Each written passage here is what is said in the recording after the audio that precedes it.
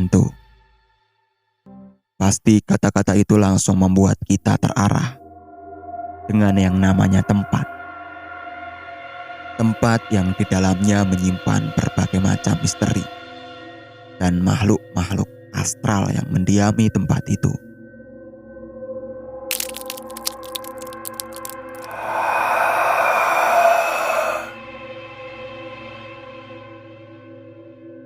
Selamat datang di Pomet Mamat, podcast Medi-Medi malam Jumat.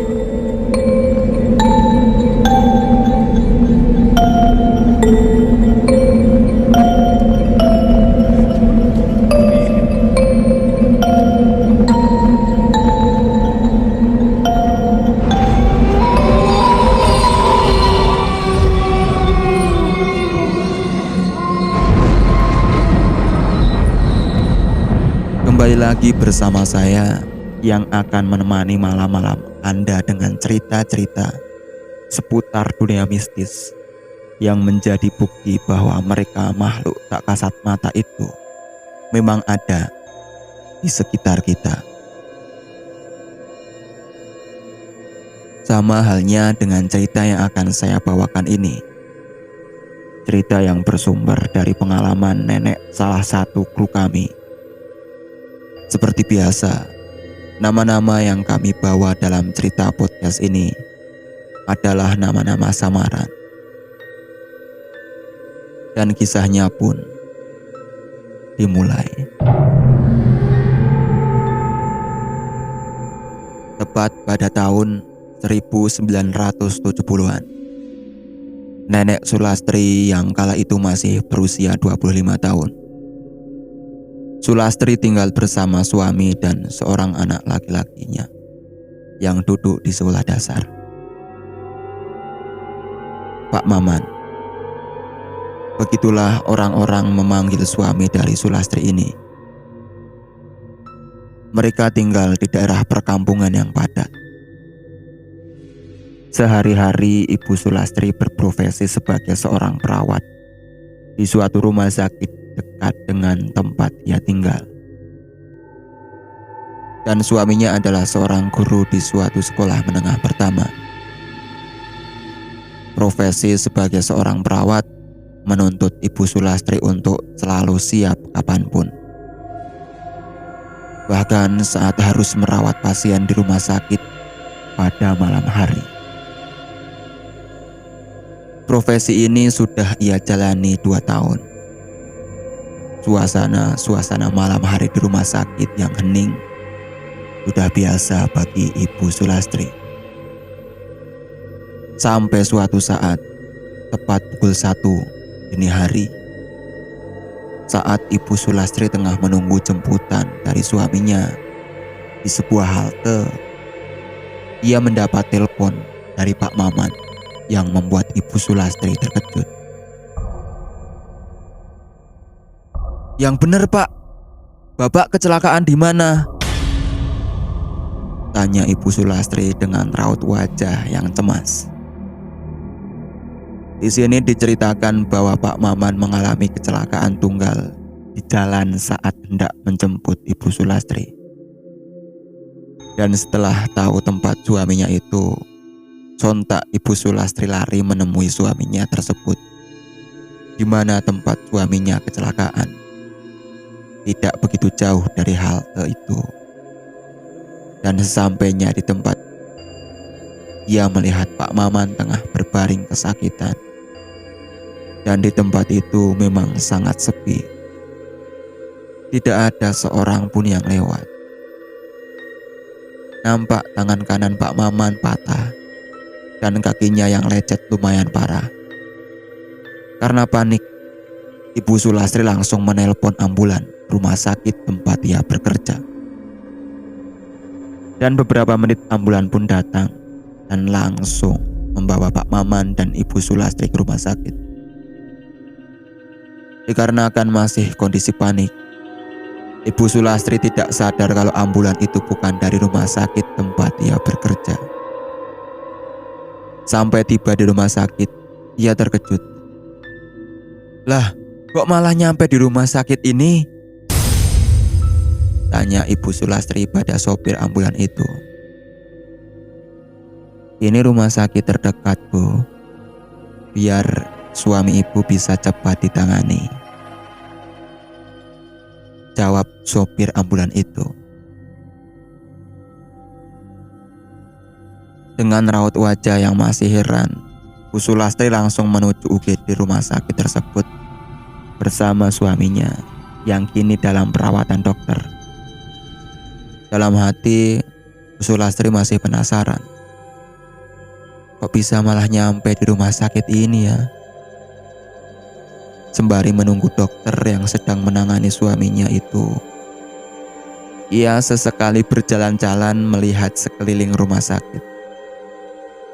Nampak banyak orang yang juga sedang menunggu keluarganya yang saat itu sedang dirawat juga di rumah sakit tersebut.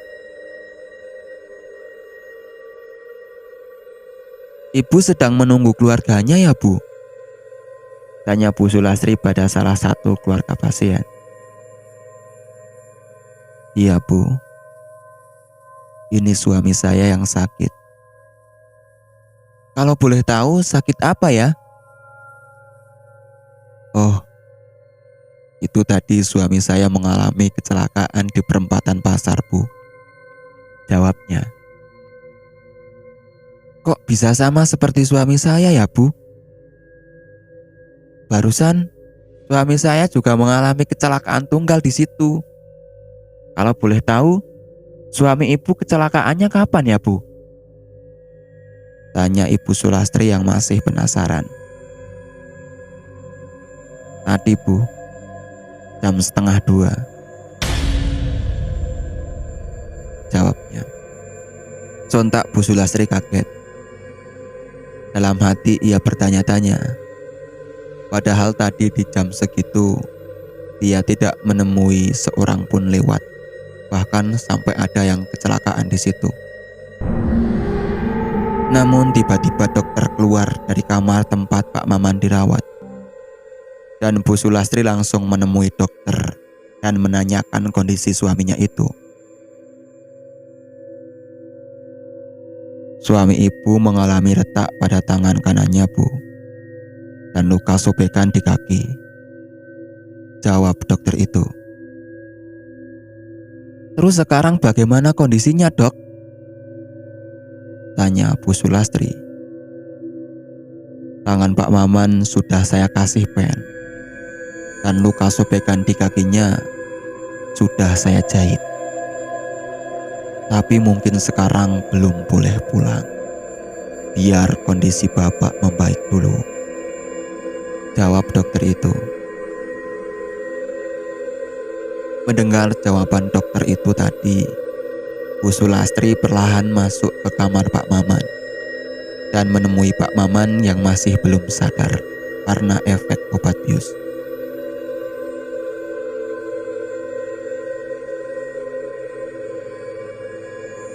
Sembari menunggu suaminya sadar, ia mencoba pergi ke tempat ruang administrasi dengan maksud ingin membayar biaya perawatan Pak Maman. Tapi dari pihak rumah sakit malah menyuruh Bu Sulastri untuk membayarkannya esok hari saja, kalau Bapak sudah bisa pulang. Mendengar jawaban dari petugas administrasi itu, Bu Sulastri memutuskan untuk kembali ke ruang perawatan suaminya. Saat hendak menaiki lift, ia terkejut melihat sesosok anak kecil yang sedang berbicara sendiri di depan lift. Dan tampak tidak ada orang dewasa di sekitar lift itu. Adik, nama kamu siapa? Tanya Ibu Sulastri pada anak itu. Namaku Bima, Tante. Jawabnya. Kok kamu sendirian di sini? Orang tua kamu di mana? Tanya Ibu Sulastri. Aku nggak sendirian kok, Tante. Itu ibu aku lagi di belakang Tante. Jawab anak itu. Mendengar jawaban dari anak itu, Ibu Sulastri pun menoleh ke belakang. Di mana? Di belakang tante nggak ada siapa-siapa kok. Tanya Bu Sulastri heran. Hihi, ibu aku ada di belakang tante kok. Coba lihat lagi, jawabnya. Dengan perasaan merinding, Ibu Sulastri mencoba menoleh ke belakang, tapi masih tidak ada siapa-siapa. Dan saat ia hendak bertanya pada anak itu lagi, tiba-tiba anak itu hilang. Dengan perasaan yang mulai takut, Ibu Sulastri langsung masuk ke dalam lift. Namun entah kenapa lift itu berhenti di lantai 2 rumah sakit itu. Padahal ruangan suaminya ada di lantai 3. Dari kejauhan ia melihat anak tadi yang sedang digandeng seorang wanita seperti suster.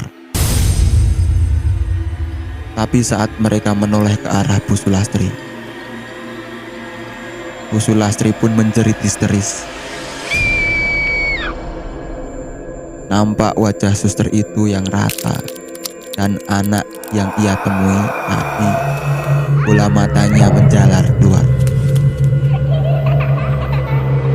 Seketika ia kembali menekan-nekan lift agar bisa segera pergi dari ruangan itu. Dan akhirnya lift pun bergerak naik menuju lantai 3, tempat Pak Maman dirawat tadi. Dengan perasaan yang masih diliputi rasa takut, Bu Sulastri masuk ke dalam ruangan suaminya.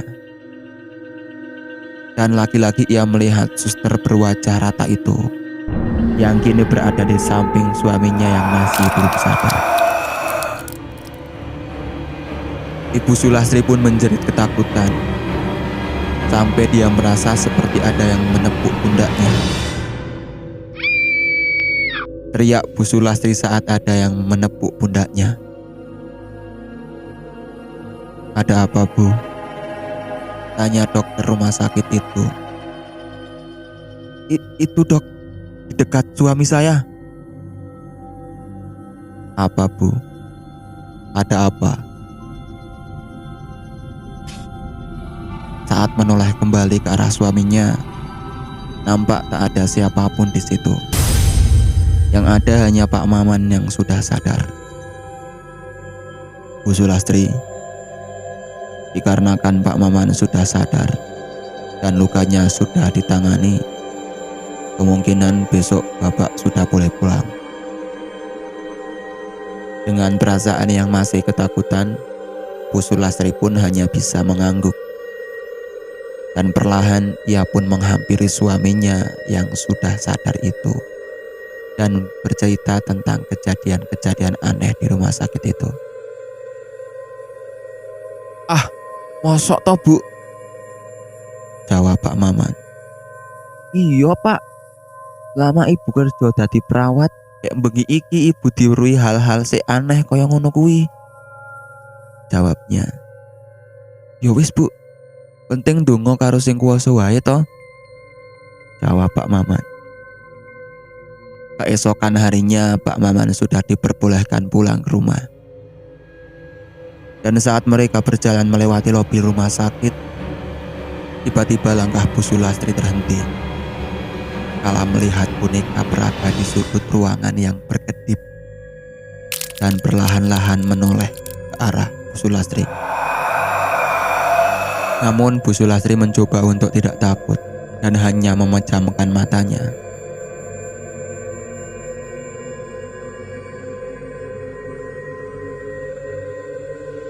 Setelah mereka sampai di rumah sakit, Ibu Sulastri teringat bahwa biaya perawatan Pak Maman yang belum ia lunasi, dan berencana siang nanti untuk kembali lagi ke rumah sakit itu. Betapa kagetnya Bu Sulastri saat sampai di kawasan yang ia yakini itu alamat rumah sakit itu. Ia tidak bisa menemukannya. Dan yang ada hanyalah sebuah sekolah yang sedang ramai dipenuhi siswa yang sedang istirahat. Dan saat ia melihat kartu pasien di dompetnya, nampak bahwa di situ tertulis tanggal 23 Januari tahun 1957 yang merupakan tanggal rumah sakit itu ditutup.